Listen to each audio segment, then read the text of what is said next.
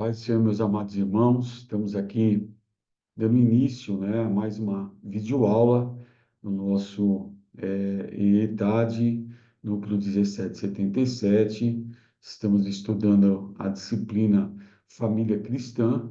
Já estudamos aí 6 lições e hoje estamos aí para iniciar a lição de número 7, que vai falar sobre o padrão divino para os filhos. O que a Bíblia traz aqui como recomendação de um padrão divino para os filhos, né? Estudamos já 6 lições e agora estaremos adentrando essa lição importante também dentro desse conteúdo, dessa doutrina sistemática sobre a família. Para tanto, nós vamos estar aqui compartilhando com os irmãos, né, eh, nossos slides, né?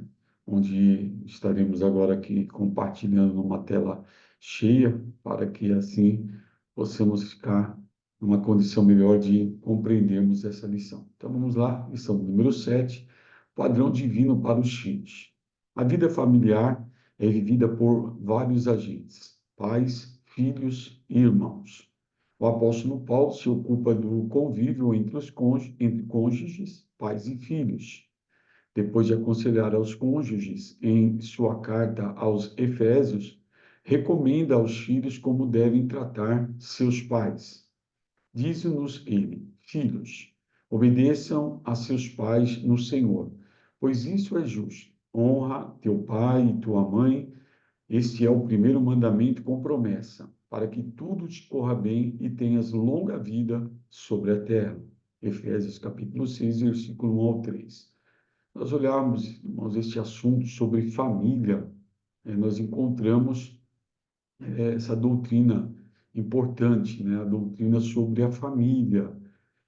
Nós já falamos que na Bíblia nós encontramos todos os assuntos, e entre eles encontramos também sobre a ordem da família.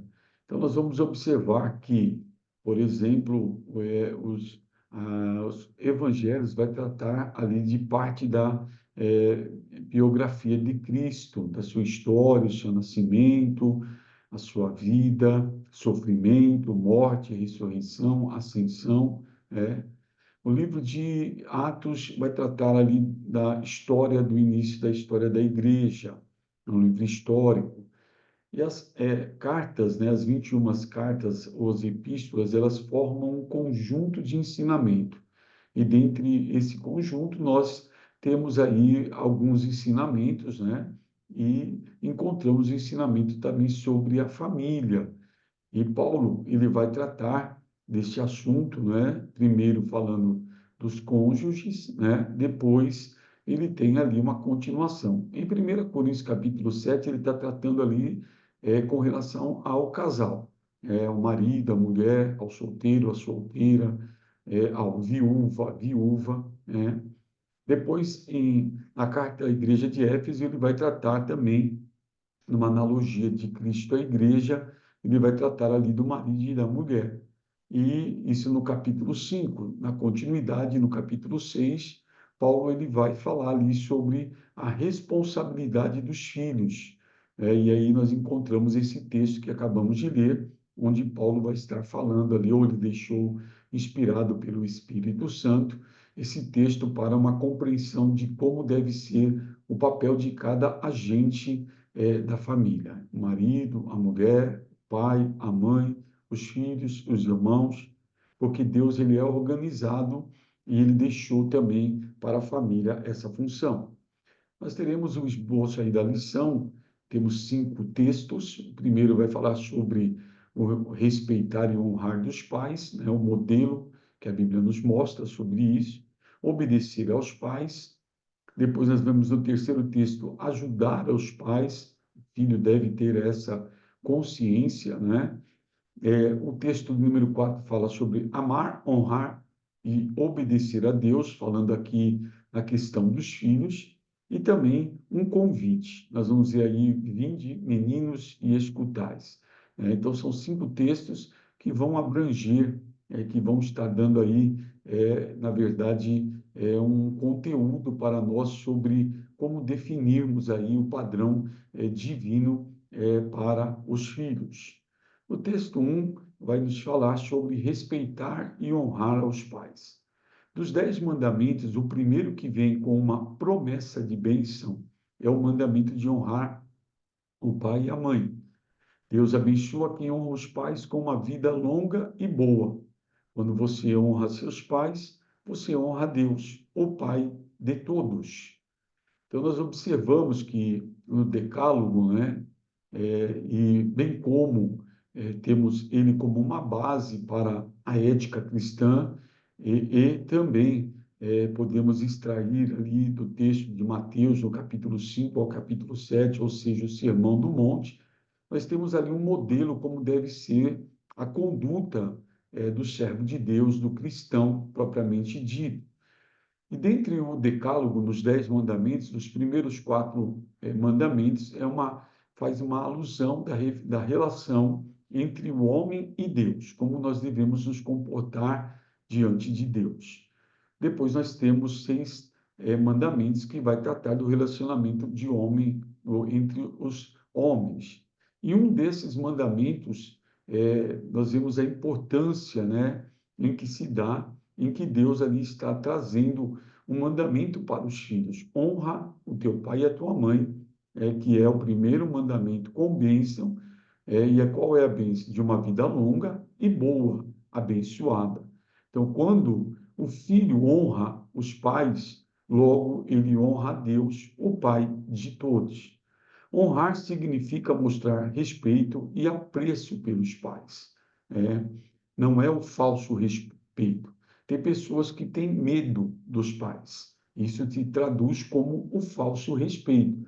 Respeitar significa, na verdade, algo que eu sinta por alguém na presença e muito mais na ausência. Então, independente da pessoa estar presente ou não, eu vou respeitá-lo, eu vou ter apreço por ele. Então, honrar significa respeitar e ter apreço pelos pais. O relacionamento com os pais muda com a idade, mas o respeito deve estar sempre presente. É bem verdade que, à medida que se vai desenvolvendo biologicamente, a criança vai se tornando de infantil para adolescente, de adolescente para jovem, se torna um adulto, isso traz uma mudança. Então, isso vai trazer uma mudança até mesmo também no relacionamento. Todavia, o respeito deve estar presente sempre. Esse respeito de honrar, de venerar, de ter o apreço pelos pais, ele deve perdurar por todo o tempo da nossa vida. Então, isso é muito importante. Veja que em Deuteronômio nós temos a repetição das leis.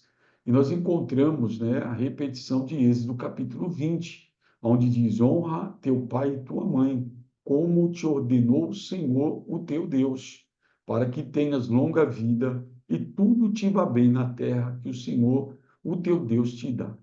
Nós observamos que um filho que honra os pais, ele tem a vida prolongada. É muito comum nós vemos os filhos da desobediência não chegam sequer muitas vezes a 30 anos de idade. Isso é uma estatística verdadeira, e nós vemos muitos jovens que não chegam sequer a 30 anos, morrem assassinados de overdose, em acidentes, por conta do álcool, das drogas, estragam as suas vidas porque desonra os seus pais. Então, isso é muito importante nós observarmos que esse é um texto verdadeiro, que assim, quando nós honramos nossos pais, nós temos essa promessa de vida longa e que vá tudo bem conosco na terra que o Senhor nos deu. Isso não nos isenta de ter luta, prova, mas temos a promessa da bênção de Deus quando nós honramos os nossos pais. Então, a primeira qualificação é que o filho deve respeitar e honrar aos seus pais. O segundo texto vai falar sobre a obediência, obedecer aos pais.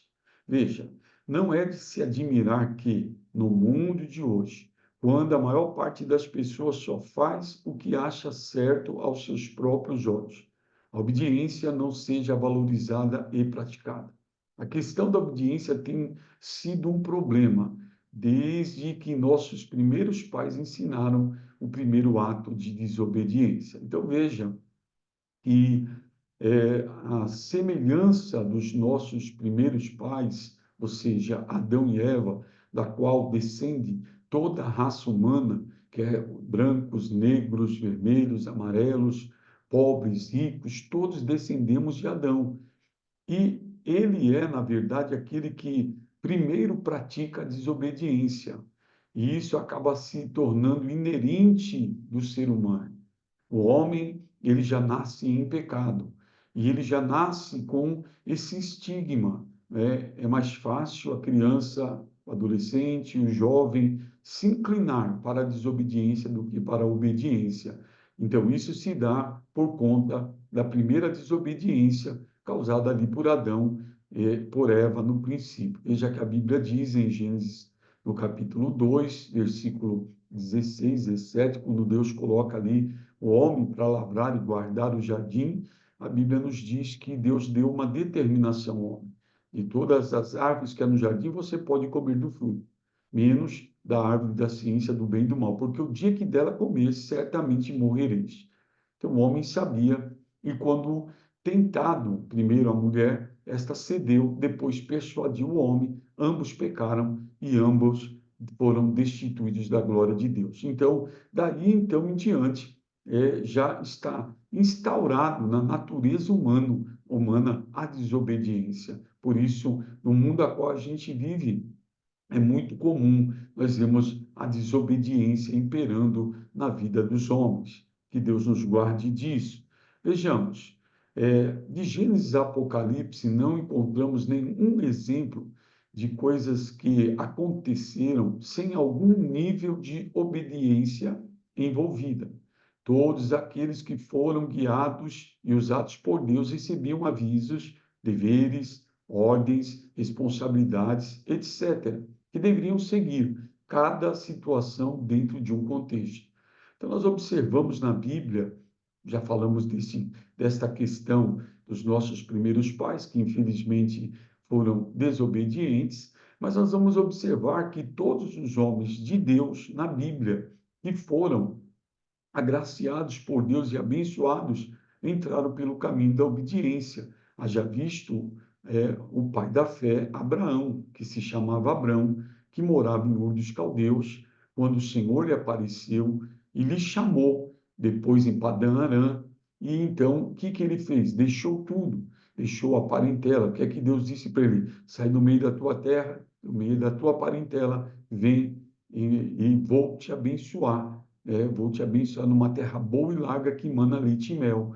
E a Bíblia diz que ele saiu. Então houve tanto um ato de fé como de obediência, porque ele podia até crer, mas se ele não tivesse obedecido, não ocorreria nada. Então veja que Deus deu a ele uma determinação, uma ordem, uma responsabilidade, um dever, e ele cumpriu na íntegra com a obediência. E como consequência dessa obediência, ele foi alcançado pela bênção de Deus.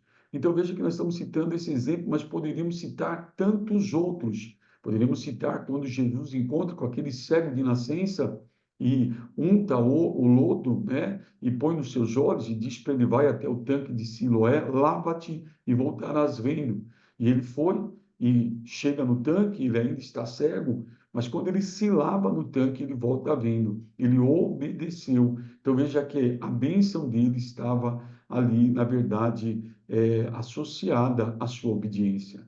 Então veja, vale dizer que essa obediência não era resultado de medo.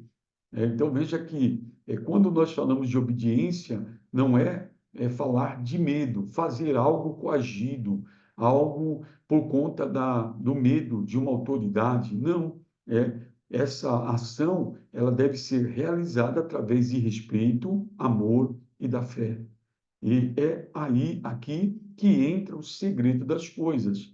Então, veja que qualquer ação que nós temos que ter, ela deve partir para a obediência, não por obrigação, não por medo, mas por respeito, amor e por fé.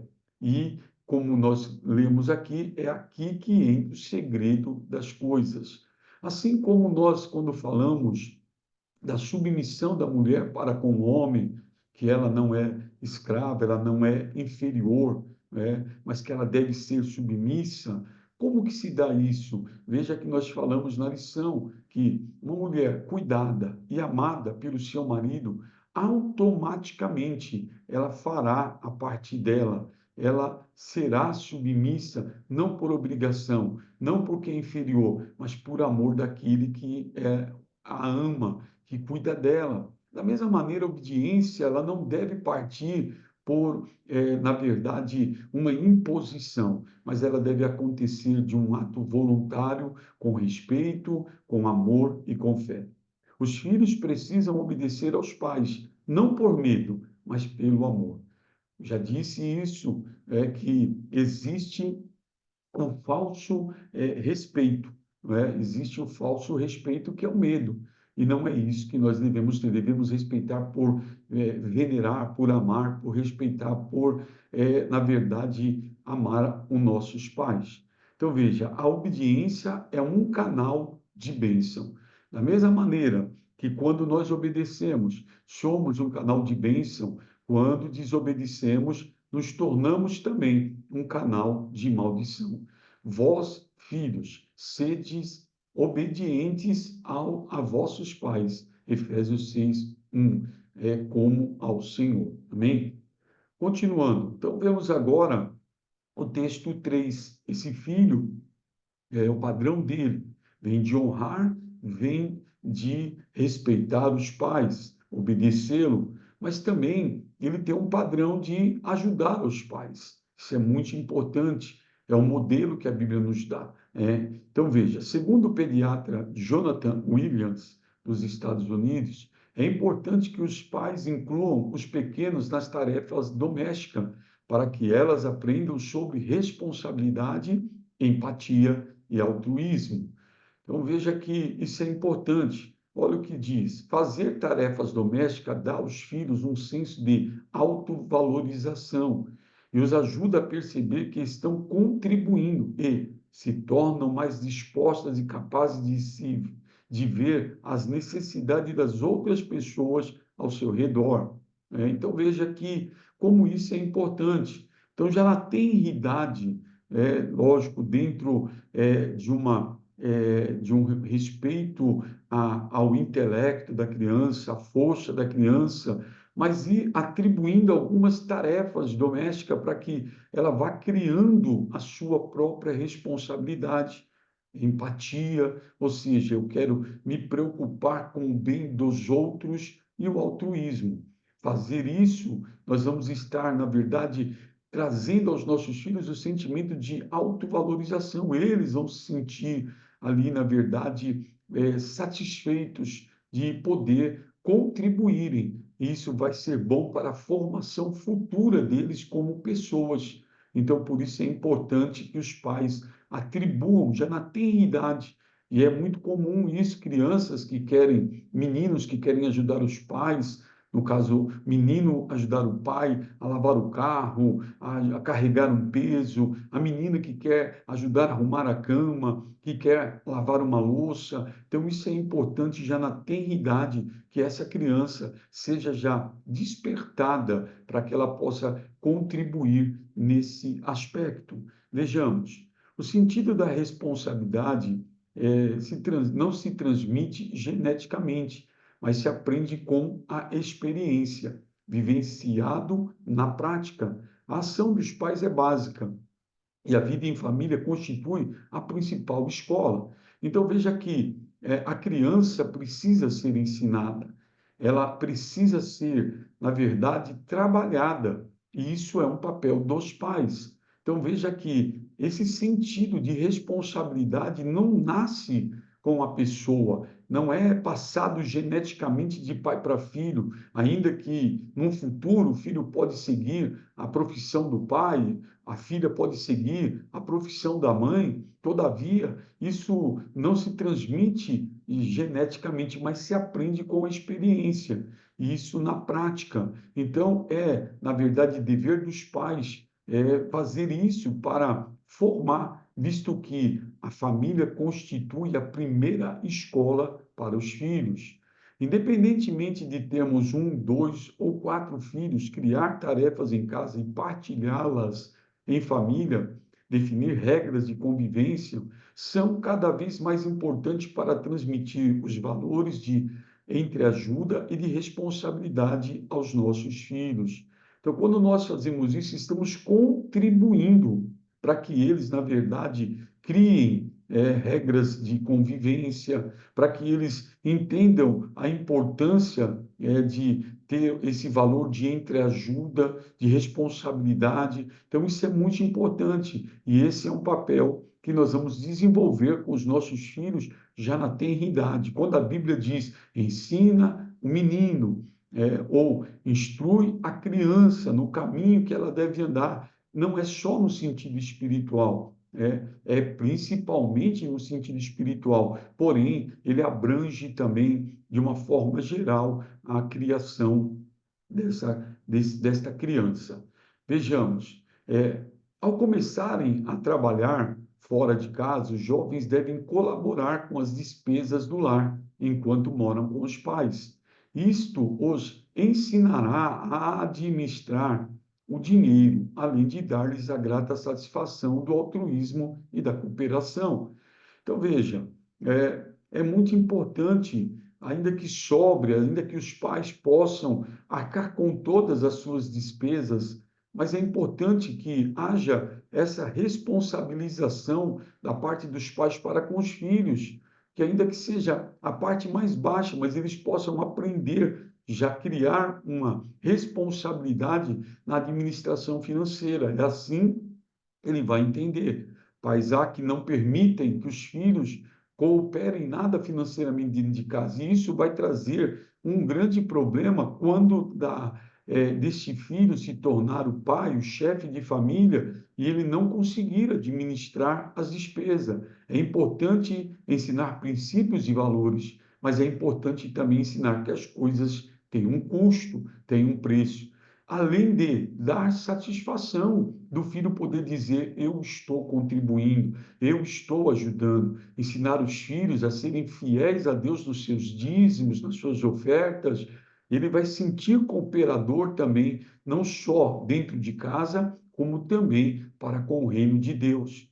Veja que esse é um papel daqueles que moram dentro, porém, ao saírem da casa dos pais, os filhos devem ter um cuidado especial com eles na velhice. Cabe aos filhos sustentar e cuidar deles com amor, paciência e carinho, da mesma forma que foram cuidados por eles. Nós vivemos dias em que a condição econômica ela acaba empurrando a família para sair do seu eixo. Né?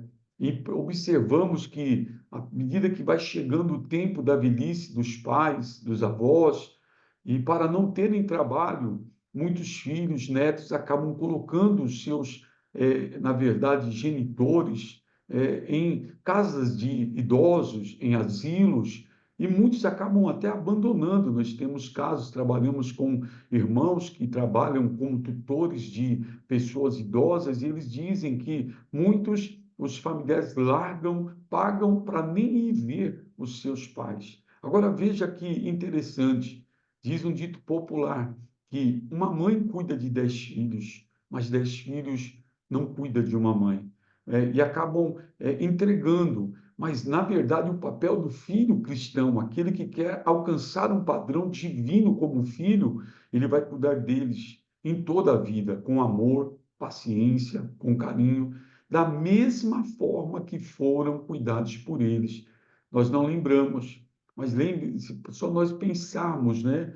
O que nossos pais não fizeram por nós, principalmente a mãe, quantas noites de sono, quantas vezes por uma dor, uma febre, um problema, era tirada ali a noite de sono deles, e nos acompanhavam a cada filho.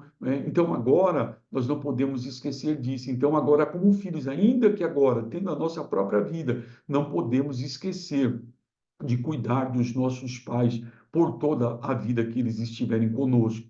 Veja, honrar o pai e a mãe não é somente respeitá-los, mas também assisti-los nas suas necessidades, proporcionar-lhes o repouso na velhice, cercá-los de solicitude, como eles fizeram por nós na infância, é, tudo que eles fizeram por nós. Então, que Deus nos ajude. Vejamos o que Paulo diz aí a Timóteo, né, nesse texto, Paulo escrevendo a Timóteo no capítulo de número 5 e versículo de número 4 da primeira carta, ele diz assim: mas se alguma viúva tiver filhos ou netos, aprendam primeiro a exercer piedade para com a sua própria família e a recompensar seus pais, porque isto é bom e agradável diante de Deus. Então não adianta eu ser um cristão bom na igreja, um bom músico, um bom pregador, um bom amigo dentro da igreja, se eu não cuido da minha família.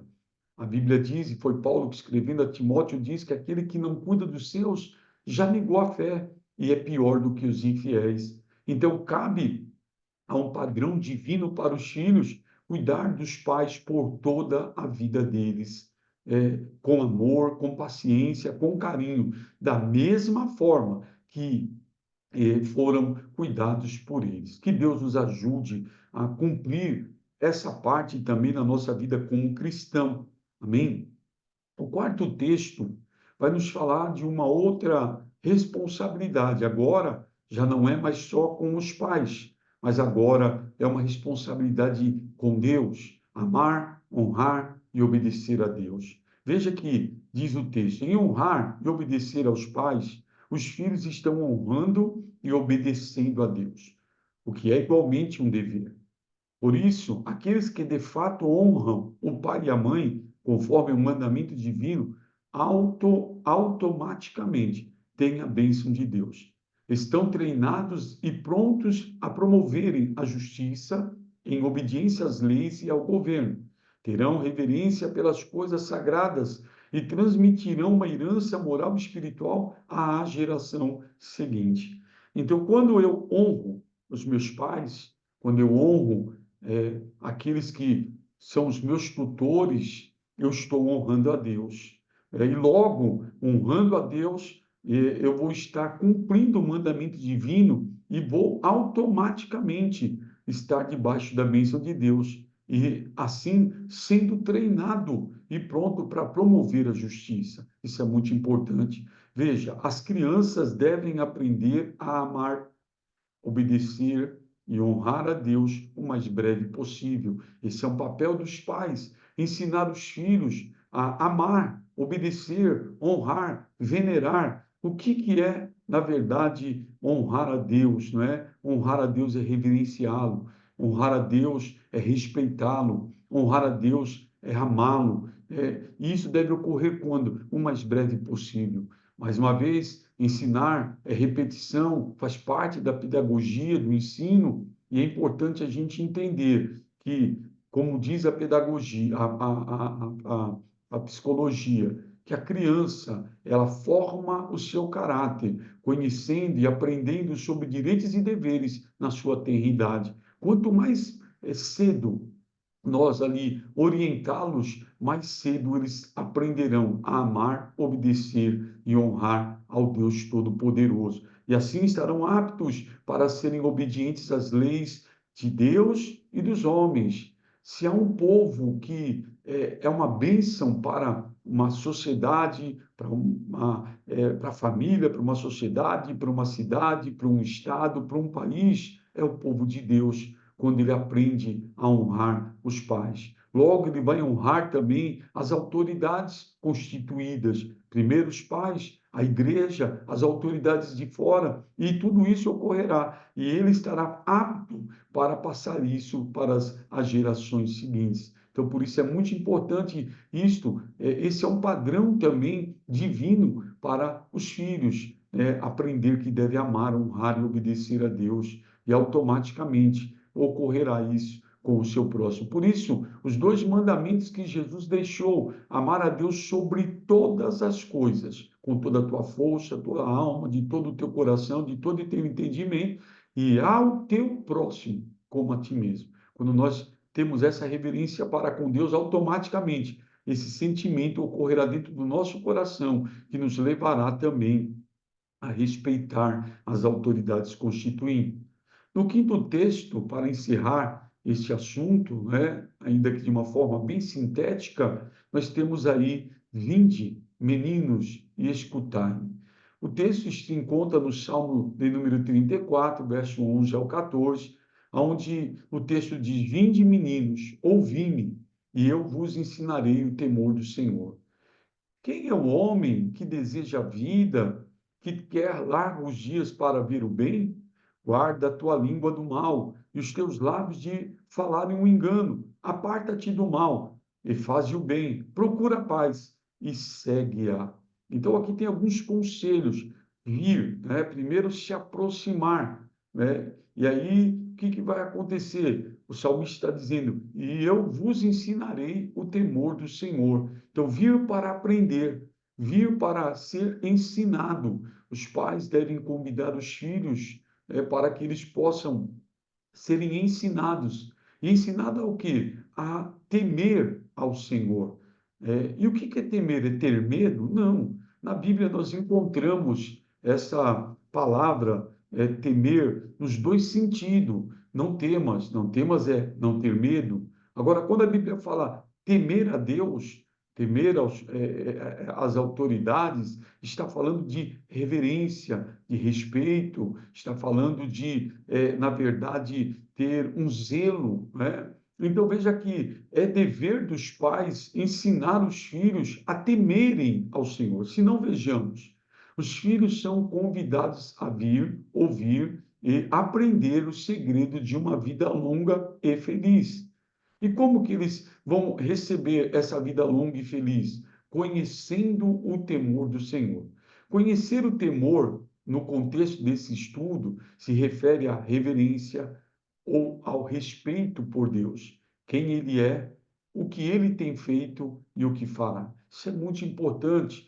Os nossos filhos, como nós fomos educados, nossos filhos, eles precisam conhecer. Conhecer não é saber quem é. Conhecer é experimentar.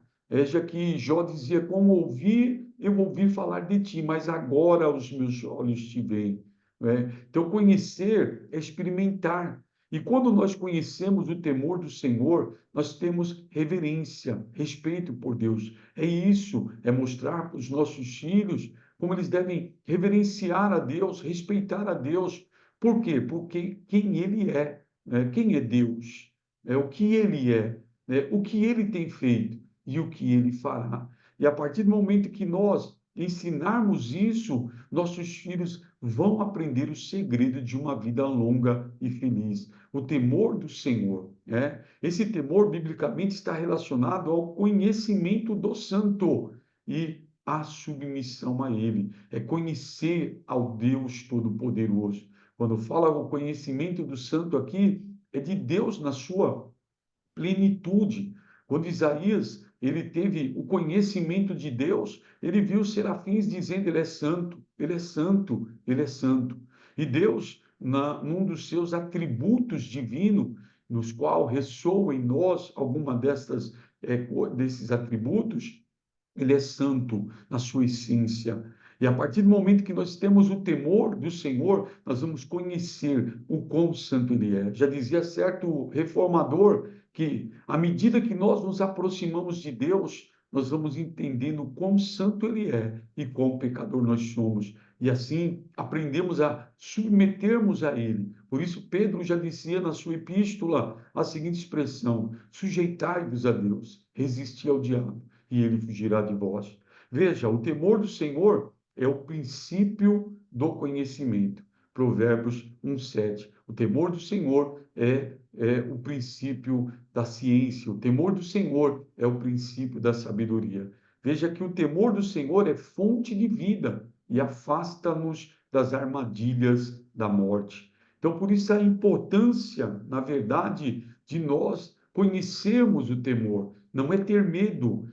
Outrora, quando nós não conhecíamos a Deus, assim pelo menos eu tinha esse sentimento de medo, né, de como Deus fosse um ser que iria nos castigar. Não, a partir do momento que nós entregamos a vida para Cristo, recebemos Jesus como nosso Salvador, ele desfaz ou desfez a inimizade que havia entre nós e Deus, e agora nós nos tornamos amigos de Deus. Agora podemos nos aproximar de Deus e dizer: Abba, Pai, Paizinho querido. Porém, isso deve ser feito com reverência, com respeito, com temor na alma, com zelo, sabendo que o nosso Deus, ele é um Deus zeloso, né? Veja que ele diz: quem é o homem que deseja a vida, que quer longos dias para o ver bem? Esse homem que deseja isso, ele deve guardar a sua língua do mal. A criança, ela não tem equilíbrio, e aí ela acaba falando às vezes coisas que não deve. Veja que Paulo compara a imaturidade cristã com um menino, né? Ele diz que enquanto somos meninos, somos levados por todo o vento de doutrina. Então é importante guardar a língua do mal, os lábios de falarem um engano, apartar-se do mal, e fazer o bem, procurar a paz e seguir. Então, eis aí os conselhos, né? Um modelo, ainda que sintético, básico, dessa lição, onde nós encontramos aqui o padrão divino para os filhos. Que Deus nos ajude, como pais, a ensinar os nossos filhos, para que eles sejam bem formados e prontos, eles possam ser úteis para nós, para a família, para a sociedade, para a igreja, para o Estado, para a nação, que possam ser uma bênção nas mãos de Deus. E esses conselhos nos ajude a moldarmos, com graça de Deus, os princípios e os valores dos nossos filhos. Que Deus abençoe as nossas vidas, no nome do Senhor Jesus, que nós possamos pôr em prática tudo que nós estamos aprendendo dentro desses textos maravilhosos, né? Aprendemos sobre o que é o casamento, aprendemos sobre o início do lar que se dá após a união conjugal entre um homem e uma mulher. Depois, nesse início do lar, vem aí os filhos, que são as bênçãos de Deus, que é inerente dessa união. Depois nós temos ali o desenvolvimento desse lar. Depois nós temos ali o padrão divino para o homem ou para o esposo. Depois temos ali o padrão divino para a esposa. Encontramos o padrão divino para os pais, encontramos o padrão divino para os lares, e hoje nós vimos aqui o padrão divino para os filhos. Que essas lições, ainda que simples, singelas, mas elas possam trazer para nós uma compreensão melhor do que é a família. Família é a célula máter de Deus. Na verdade, deve ser para nós o nosso maior patrimônio, deve ser a nossa família. Que Deus em Cristo nos abençoe, em nome do Senhor Jesus. Amém.